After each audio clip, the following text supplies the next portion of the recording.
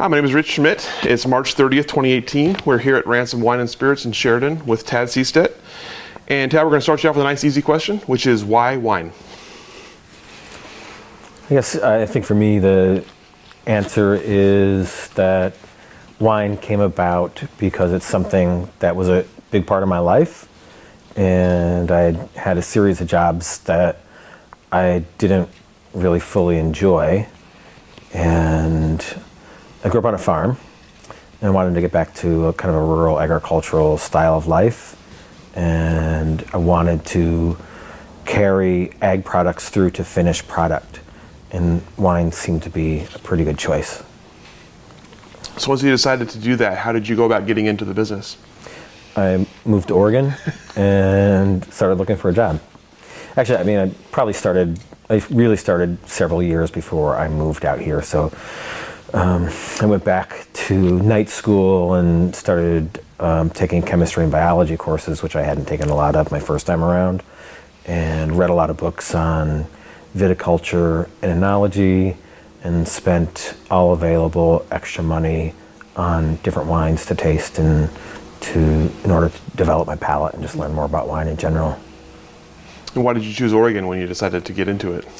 I grew up in the Finger Lakes area of New York, and I think at that point in my life I drank both white and red wines, but I was more interested in making red wine, and Pinot Noir in particular. And they do grow it in the Finger Lakes, but I didn't think at that point, 25 to 30 years ago, that wine was very good coming out of that area. I think it's improved a lot. It's improved phenomenally in the last 30 years. And I think that, I thought about Long Island, but I didn't want to be I wanted to be in a rural environment. And never having been to California, I figured Oregon would suit my personality better. So what happened once you arrived? When you started to kind of get into the business, where did you go first? I had written letters to probably half a dozen of the wineries that I knew about at that time, and I think only one person that I had written a letter to remembered that they had received a letter from me, and I was surprised because I said, "Hey, I'm quitting my job in 4 months, and I'm going to come out to Oregon, and I would love to talk to you about work." And so I went to all those places and talked to those people, and ended up getting a job probably in a few weeks after arriving. Mm-hmm. And so you also had the spirits angle. So at what point did you get interested in distilling and that as well? I think I was always interested in spirits, although it seemed like and it was, a much harder endeavor to get involved in at that point 25 years ago, because there simply weren't many distilleries, and really the only one in this area was Clear Creek in Portland. Mm-hmm. And I had talked with Steve McCarthy a couple of times and I wanted to help him part-time, and of course I would be educating myself at the same time, but that never worked out, and I ended up building a little still of my own and started experimenting. That was either 93 or 94, I don't remember which year it was. So you're in Oregon, you've kind of got the wine bug and you've got the spirits bug. So how do you go from there to here now? I guess that my experimenting, was encouraging. And I had, at that time I was involved with a woman from France who's also a winemaker, and she was kind of helped feeding that, I think, because she would bring back mostly brandies from France for me to try. And the one that really got me thinking was a Mirabelle that her stepfather had made in his garage. And her stepfather, I think, was an accountant or some kind of, he had a white collar job. I think it had to do with finance. And it blew me away. It was one of the best brandies I'd ever had. And I thought, wow, it's like, if this accountant guy in France can make something that tastes this great, then maybe I can do it too. As you started to learn, where were some of the What were some of the sort of breakthrough moments for you when it came to? Was there a time when you felt like, okay, I can make this. This is good, as you were going through your path into starting Ransom? Yeah, I guess so Ransom is both wines and spirits, and I guess all of my early years in the wine industry were not entirely production related. I did vineyard work as well, but that was the part of the industry that I was pretty focused on, was the growing and the fermenting, and then later distilling happened. But I just lost track of what you were. That's good. question I was wondering if there were breakthrough moments for you as Okay. you were going in that you kind of thought, I can do this. Yeah, I think on the wine end, that working for other people making wine, my first year was, I guess, I don't know what to call it, an extremely sharp learning curve. And I had applied to UC Davis to do their master's program, but deferred because I wanted to actually work in wineries first to see if it was something that I was really going to enjoy before I took the leap to go back to work on another degree and, of course, borrow money and take student loans and things like that. And I think one of the breakthrough moments was just the fact that I felt like I'd learned so much just by doing things on the job the first year. And I went to do a summer course at Davis, a short one, and what they were going over, I had already learned just by doing it. And I think that was a breakthrough moment for me. I realized, maybe it isn't this thing that we really have to study intensely for and have a degree that's geared towards that particular endeavor, and that, winemaking is probably similar to things like cooking or anything else where you can learn by being an apprentice, and you can actually learn pretty well and study on your own and learn the other things that are maybe on the periphery. Was there ever a time when you thought you would just do wine or just do spirits, or were you kind of always focused on doing both? I think I was always focused on both. And it's interesting, if you consider yourself, a winemaking professional, and depending on what time you enter that profession, you may only have 30 or 40 actual seasons to, work on your craft. And it's super intense, but it doesn't last very long. And working with spirits and fermenting other fruits or fermenting with grains allowed me to ferment all year round. So it's a way also, I think, to develop further as a professional. So let's talk about when you decided to start your own business, decided to start Ransom. What were some of the initial challenges that you saw as you were starting to get this business off the ground? I think the largest challenge for me was financial. There's no question about that, and experience. So, but whether it's winery, distillery, or vineyard, all three of those things are very intensive, capital-wise and time-wise, and I didn't have enough money. I didn't have any investors, and I didn't have enough money saved to keep afloat before first product was released. So I still needed to have another job, which meant between working full time and starting a business, the amount of hours that I was working was a fairly substantial part of every day and every week. And I thought that would change after I stopped working for other people, but it only changed a little bit. But I think that, I think for most people who have started, a lot of people started in Oregon, I think different from other places in the country, and there's a lot of people who have done it, kind of bootstrapping. And that, for me it was extremely difficult. The first 7 years, the business hemorrhaged money, so it put a lot of strain on me as an individual, my relationship and other things, but everything lasted and it worked out in the end.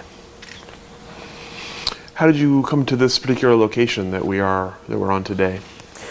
I bought this farm about 10 years ago, and I had been renting space for both the winery and the distillery and was looking for some way to bring them both together. They were in separate locations, which made running those two businesses a little more complicated, and whatever I needed when I was at one place, was almost inevitably at the other place. And there was, it was an hour plus drive in between the two. Oh. So the farm allowed me to bring everything together, and was good in a way that I'd been trying to move. The winery was in McMinnville for quite a while, and I was trying to move the distillery there, but ran into a lot of, I guess I would call them bureaucratic roadblocks. And I will try to be diplomatic about that. It was pretty horrific, actually. So it actually kind of fought for a couple of years and wasted a huge amount of time and huge amount of money and lost production for 2 years, and finally gave up and put an offer in on this farm, and it all came together. And in less than 6 months, from start to finish, the distillery was moved here and licensed, whereas I had struggled with the bureaucracies for a couple of years trying to move the distillery to McMinnville. It just didn't work out. Sure. What are some of the, you mentioned earlier kind of the you get one shot a year at wine, while distilling is more of an ongoing. What are some of those like similarities and differences between the two, and do you have a preference of one over the other? I think the mechanics of fermentation are pretty similar when you break it down, but there are the details between the differences in a grain ferment and a grape ferment or other fruit ferments are pretty different. I don't have a preference. I like them both. I mean, there's wort fermenting in here right now. I don't know if you can smell it, but I had the fan running earlier so we wouldn't asphyxiate on carbon dioxide. But I think that that it's. I don't think I can pick a favorite. I mean, I love grape harvest and the beginning of crush for about the first 3 weeks, and then a lot of times I wish, wow, why can't our harvest just last 3 weeks instead of 8 weeks? Or why don't they invent a grape that we only harvest every 2 years so we get a year off in between? But I mean, those are just jokes. I think most of us, and certainly for me, industry-wise, that we love fermentations, and there's just something magical about it, and whatever it may be that's fermenting. Did you have who were kind of the people in the industry as you were getting started that you kind of looked at as either mentors or people to emulate? Well, the wines that I had tried before I moved to Oregon were Bethel Heights, Amity, Cameron, Erath, and a few others. And I guess that, for me, not having met any of the cast of characters before I moved out here, I drew my conclusions based on what I had tasted. And, those, I'm pretty sure that was before the internet existed, but it may not be. I only found out about the internet recently. So yeah, I just think that, that group of like the very early pioneers through the group of people that probably started in the 80s, I think they were all doing really good things, and that it made a big difference for me to want to move here and stay here. I'm curious, you're the first person we've talked to in our many interviews who's doing wine and spirits, and I'm curious if you feel like you're a part of both industries, or do you feel like you're a bit of an outsider within the industries, or if there's a kind of a difference to how you perceive yourself? I think it goes both ways. It's interesting because to me, I feel like I'm part of both, but I'll run into people in the distilling side of the industry and say, "Oh, you make wine?" Or it's like, how can you do both things? And kind of the same thing on the spirit side. I think it's unusual. And I guess it doesn't seem that unusual for me. And when I grew up on a small family farm. It was kind of self-sufficient, and so we raised most of our own food and vegetables and meat, and made everything from maple syrup to apple cider, and I'm sure there's a lot of things that I don't remember making because they weren't all fun to do. But I also think it's kind of more of an old world model, and I think if you go either to the pretty rural places in America or rural places in the old world, you see that a family makes almost all of what they need or what they consume. And I guess kind of growing up that way, what I do now doesn't seem that odd. I guess to some people think that we should be specialists and focus on one thing, and I just don't agree with that. Along those lines, do you have a winemaking or spirit making philosophy? Yes. I have a lot of opinions. We probably don't have time to talk about them all today. But I think that, if we're talking about wine or spirits or food, my philosophy, if I was going to break it down, put it in simple terms, would be that what we're eating or drinking should be a reflection of what was grown and what the raw materials were. And so we don't use new oak. There's a little bit in the distillery still, but not much. Mm-hmm. None in the winery. One of my rationales or like dumb jokes about that is, I see oak as kind of being the ketchup of the wine industry. And I loved ketchup when I was a little kid, but I hate it now.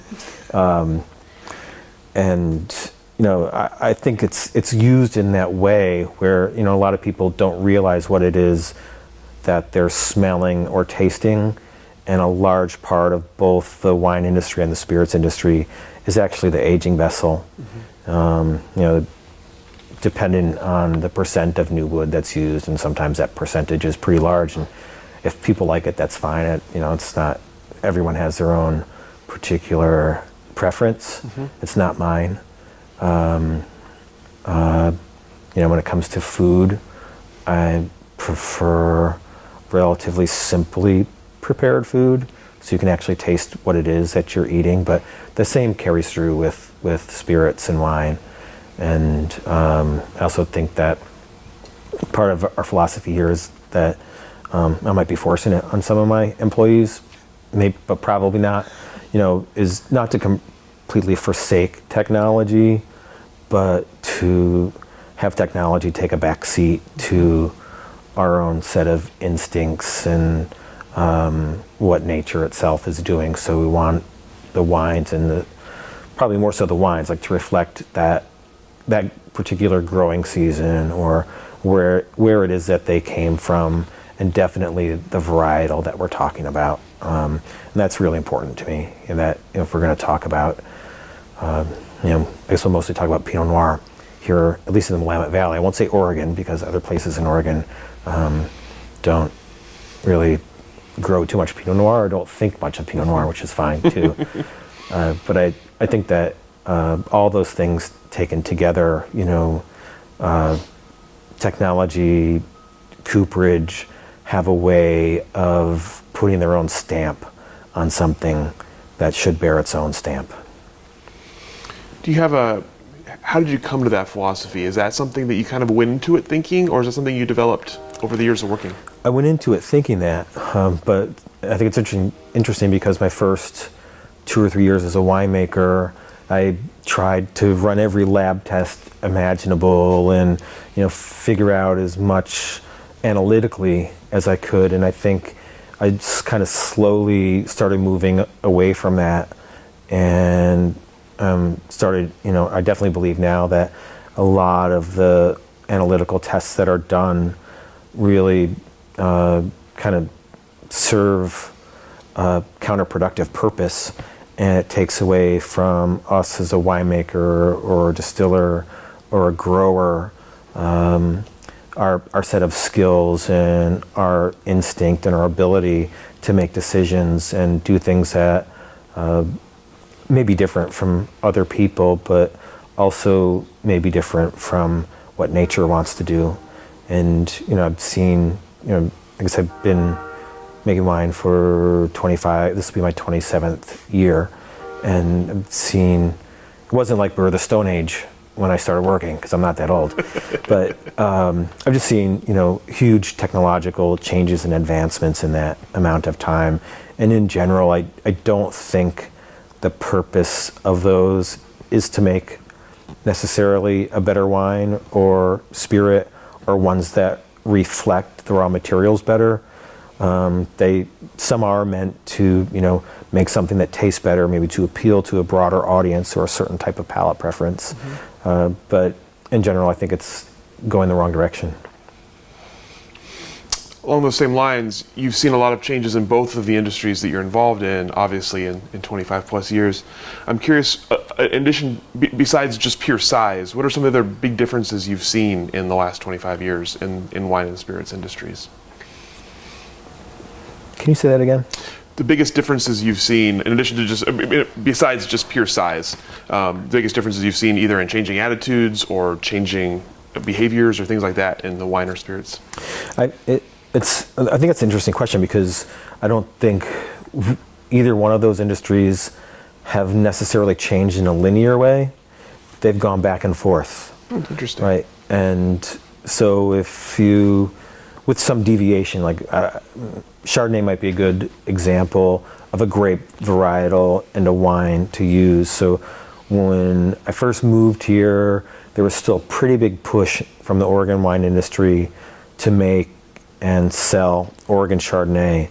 And it was changing at that point already. I mean, the pendulum had shifted, and the style of Chardonnay that was coming out of Oregon was generally not what was favored by either the critics or the consumer. And it's not to bash California, but the Californian style of lower acid, probably more wood, and rich, full-bodied wine rather than leaner, more austere wines was definitely what more people wanted than not. And Chardonnay vines were either ripped out en masse in the Willamette Valley or grafted over to another varietal. And part of that has to do with pricing too, so that's another change that was working at the same time. So when I first moved here, I think Chardonnay was, I can't remember exactly, I know in some cases Chardonnay was selling for less than $1,000 a ton. And obviously from a grower's perspective, that's not economically viable. Which is why I think people either tore it out or grafted over, and mostly went to Pinot Noir because it fetched a higher price.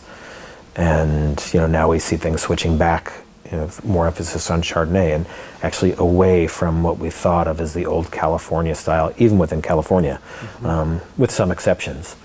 And so I think there's a kind of a constant change that goes on, definitely in the wine industry. I think the spirits industry is a little slower to either change or respond to either demands for change or conditions that need adapting to. But the spirits industry is also mostly made up of very large companies. And so small companies on the winery end of things have been around for a very long time, and there's a vast number of them. And small distilleries have not been around for very long. This is our 21st year, and we're considered a pioneer. So, in regards to the wine industry, the craft spirits industry is very young, and that change is just in its infancy right now. So when you talk about that's interesting. I've never heard anybody talk about the kind of back and forth change as much as that. Is that being, do you think, driven mostly by consumer or mostly by producer, or is it just kind of a give and take? I think both. I think one kind of feeds the other, and from the viewpoint of producers, I think we respond more to what the consumer wants. So, and a lot of that, I guess probably the best example to use, and again, it's not meant to bash anybody, it just is what it is. But the Parker syndrome, where I say most people, if you ask them 20 years ago, they wanted big red wines, probably a fair amount of new oak, high alcohol, and maybe a little bit of residual sugar, but that's just my palate kind of breaking it down. And it shifted, and I think it needed to shift. And I remember this is just kind of an odd little anecdote, but I've run into people throughout the years who, if you put a bottle of white wine on the table, said they didn't drink white wine, and they didn't consider it to be wine. And I was at a Pinot Noir tasting he had set up with some other winemakers, and this was winemaker, or friend of mine who was working for a new winery at the time, but this is quite a while ago. It was at between 15 and 20 years ago. So Parker Powell was still dominating. And the wine was started by some softer people who had fairly deep pockets, and I think they had the money to drink wines that garnered the attention of the critics and got high scores. And after we finished the Pinot Noir tasting, we were going to go into tasting of Alsatian whites. And one of the people there made the comment, and this is a person who is in the wine industry, that they didn't drink white wines and they didn't consider them wine. And I can't always keep my mouth shut when I should, and so I think I made some dumb comment. That's like saying that oral sex isn't sex. I mean, I said something along those lines, but kind of dumb. But just to try to make my point, and I guess it horrifies me when I hear things like that from someone in the industry, because these are the people that other people, whether they be consumers or writers, whoever they may be, will listen to. And I think things like that are extremely damaging. Absolutely. So then, what do you foresee the next changes to be? What do you see happening in the next, say, 10 or 15 years in both of your industries? I think definitely the changes on the spirits end of things is pretty dynamic right now. When I founded the distillery in 1997, throughout the country, I'm certain there were less than 20 micro distilleries. Wow. And I think it might even have been in the, maybe even less than 15. There were 4 in Oregon, and we were the concentration. Oregon and California, and there's a few scattered else around the states, but there are now over 2,000. So, and most of that growth is within the last 5 years, some within the last 10 years, but certainly within the last 5 years, the craft spirits industry has just exploded. That's amazing. And so I think it'll be interesting to see what comes out of that. And part of the issue is, because it is such a new industry, there's more education available now, I think, than certainly what there was for me 25 years ago. But there still isn't that much, and it's changing. But, and the wine industry has been around for such a long time, even within the United States, that there are places where people could go. And obviously, if you look at the universities in California, like Davis and Fresno State, or University of Michigan, or Cornell, and these places, they have, you can major in viticulture or enology, where, as far as I know, that still doesn't exist for distillation in the United States. So if people want to learn about that on the production end, they need to go to Europe. And the wine industry it is also interesting. It's like, certainly there's been an explosion in small wineries and large ones as well. And it's just for me, it's just going to be interesting to see what happens. And I think that's part of our change that goes back and forth, like the pendulum shifts. And if I've been in the wine industry now for 25 years, a little more than 25 years, we've seen the pendulum shift in an economic way back and forth at least 2 or 3 times. So we'll see. I guess I hope that our economy holds together, but I don't think anything holds together forever. So what do you think the Oregon industry will look like then in, say, 15 years from now? Do you think it'll be more wineries? Think it will have consolidated? Do you have any thoughts? The trend right now is consolidation. It's a little scary, actually. So there's consolidation on all ends of the industry. So there's consolidation on the production end, where either large wineries or medium-sized or even small wineries that have more money and deeper pockets are buying up other wineries to kind of create, I wouldn't say create a mega winery, but it's more of a mega company that has numerous different brands. And we're seeing the same thing on the distribution end. And that is probably the most frightening part. So right now, two large distributors control 55% of all wine and spirits sold within the United States. And those two large companies right now are moving to make further acquisitions and increase their market share. And as they're doing that, small and medium-sized distribution companies are either getting squeezed and some are getting muscled out. Some are trying to compete with these two other large companies and buy up other companies in other states. So, I have a small company, but I have three distribution companies that are medium-sized, that have gone on kind of a shopping spree, I guess you could say. And I think one of them is going to survive and do really well. And the other two look like they may fail. And that, I think, is only going to create more opportunity for the two big ones to take more brands and control more market share and control more market within the states that they operate in, because they have less competition on the distribution end. And also the consolidation that's happening on the retail end of things. It can be good and bad. It just, depends. Like, if we have these large retailers who are, where most people are going to shop and buy their wines and spirits, that's good, as long as they're selling your products. If they're not selling your products and the other small boutique wine shops or liquor stores are going out of business, it's going to be really bad for small producers. And most of what we have here in Oregon would qualify as a small producer. So I'm not saying it's like scary times ahead, but it's definitely concerning. Sure. And as you mentioned, you've seen a lot of changes over the years. So how have you dealt with the kind of shifting back and forth of what consumers are asking for, and also the kind of now skyrocketing number of wineries and competition that you suddenly have? How have you kind of navigated those waters? I think for my company personally, I don't know if we've been lucky or just kind of the right things happened at the right time. I was making a joke with one of my distillery colleagues last weekend. We had the American Distillers Conference in Portland, and we're saying, like, yeah, the first 10 years really sucked, and the last 10 years have been really great.